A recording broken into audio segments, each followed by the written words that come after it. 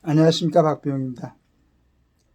오늘 17일입니다. 10월 달이 이제 중순이 넘어가고 있네요. 아침 신문을 뒤적이다가 서울신문에서 법조인의 시대가 왔다, 이런 그 제목을 보고는 한번 읽어보면서 우리나라도 진짜 많은 부분에서 법조인들이 지금 뭐 거의 장악이라고 표현하면 그러나 하여간 전직 대통령도 법조인이었고, 현직 대통령, 그 다음에 현 지금 국민의힘이나 민주당의 대표들이 전부 다 법조인이니까 그렇게 표현할 수도 있겠네요. 물론 이제 뭐 예전부터 독일이라든가 미국 같은 데는 굉장히 무슨 독일에서는 차량 사고가 나면 제일 먼저 오는 게 변호사라고 뭐 그런 농담도 있고 그랬었죠. 우리나라도 굉장히 많이 이제 배출이 됐습니다. 특히나 또 로스쿨 제도가 도입이 돼가지고 이제 이분은 연세대 국제 캠퍼스 부총장이신데 이종수님입니다. 이분이 조금 잔잔하게 법조인 전체에 대해서 한번 얘기를 해놓은 것 같습니다. 같이 읽어보면서 정말 그렇구나 라는 그런 느낌 받을 수 있을 것 같아서 읽어보도록 하겠습니다. 법조인의 시대다. 대통령도 법조인, 여당 대표도 법조인, 야당 대표도 법조인, 직전 대통령도 법조인이다. 국회의원과 장차관 중 법조인은 헤아리기 어려울 정도로 많다. 공직뿐만 아니다. 민간 기업에도 2011년 준법 지원인 제도가 도입돼 자산 5천억 이상의 상장 회사는 법조인을 한 명 이상 의무적으로 고용해야 한다. 그걸 이제 대비하기 위해서 아마 법조인들이 또 필요하겠죠. 대학에도 로스쿨 열풍이 불었다. 인문사회 계열의 많은 학생들이 로스쿨을 유망한 기착지로 선택하고 있다. 모두 우수한 인재들이다. 어쩌다 TV를 틀어도 토론이나 톡쇼에 패널로 변호사가 필수이고 드라마의 주인공도 법조인으로 분하기 일쑤다.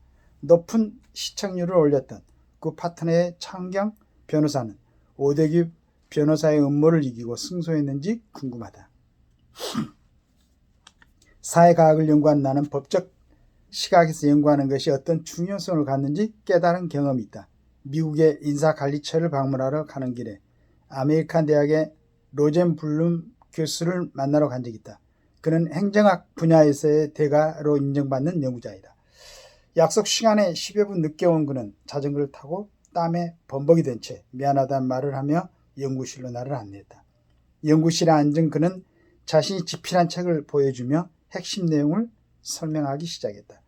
그는 행정을 경영과 정치 그리고 법이 융합된 분야로 본다면서 법적 근거와 교육의 중요성을 설명했다. 그를 만나기 전까지 나와 대부분의 행정학자들은 법적 접근이라 하면 고리타분하고 1차원적인 규정에 얽매이거나 분석적 연구를 수행할 수 없는 아주 평이한 접근법으로 여기에 웬만하면 돌아보지 않던 시각이었다. 그는 이렇게 말했다. 법적 접근은 행정과 사회 민주주의를 구현하는 시각을 견지하고 확산하는 토대입니다. 그래야 하는 접근법이죠. 그의 말에 법적 접근이 사회과학에 왜 중요한지 나는 금방 생각을 달리하게 됐다. 역으로 보면 법적 접근이 사회과학의 가치를 갖기 위해서는 민주주의를 해당 분야에서 강화하고 성숙시키는 역할을 해야 한다는 생각을 품는 계기가 됐다. 그때부터 나에게는 우리 사회에 법조인의 시대가 열렸다는 현실에 대한 관찰이 홀로 떠오르지 않고 로젠블룸 교수의 책을 들고 열변하던 민주성의 원리를 지키고 확산하는 보루라는 의미가 항상 같이 떠오른다. 법이 법조인들의 직업이나 생계수단이기 이전에, 그리고 힘센 자들이 처벌을 피해가기 위한 기준성이기 이전에 모든 구성원이 민주적이고 투명한 쪽으로 가기 위한 역사적 맥락과 합의를 내포하는 것이라면 법적 원칙과 접근은 우리에게 중요한 것이다. 이런 질문이 자연스럽게 떠오른다. 법조인의 시대가 도래하고 대통령과 여야 대표, 국회, 행정기업, TV에서 법조인들을 빈번하게 볼 수 있게 됐는데 그만큼 우리 사회는 민주적이고 투명한 쪽으로 가고 있는가? 법치 시대가 열렸음을 의미하는 것일까? 법의 지배가 우리에게 민주주의와 투명한 사회를 선사하는 하나의 시대 정신을 함축하는 것일까? 법조인의 지배와 법의 지배가 전혀 따로 노는 시대를 우리가 맞고 있는 것은 아닌가. 마지막 질문이 정말로 전곡을 찌르는 얘기 같아요.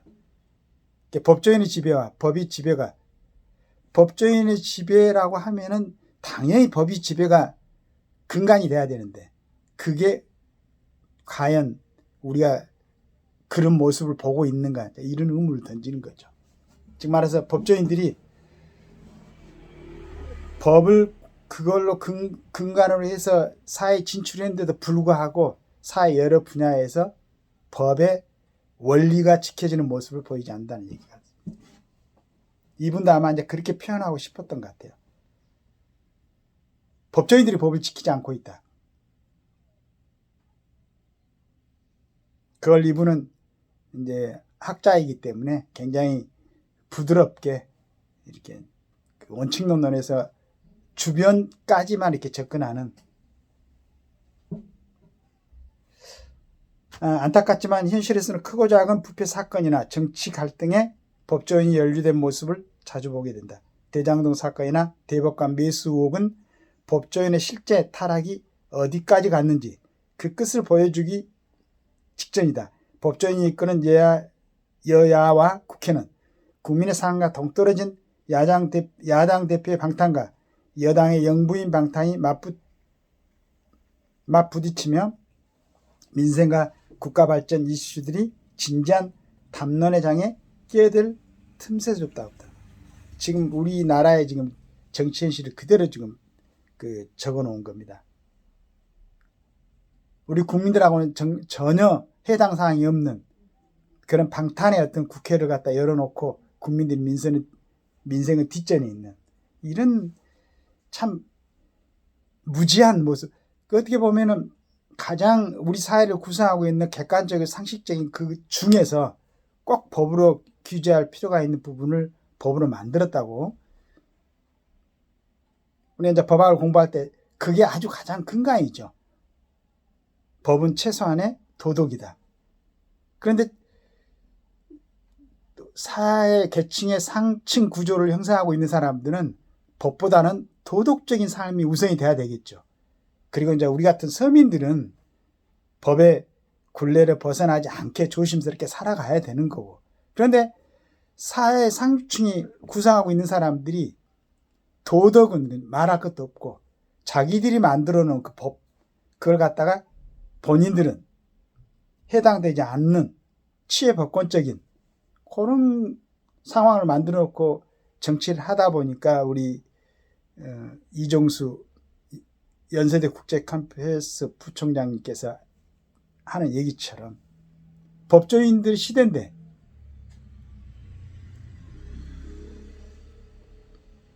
법의 지배가 보이질 않는다. 이렇게 이제 말씀을 하시는 것 같아요.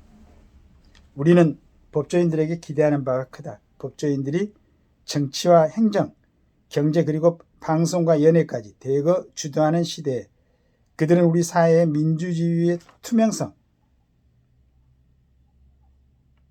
그리고 민주주의와 투명성 그리고 공정한 발전을 위해 더 기여해야 된다.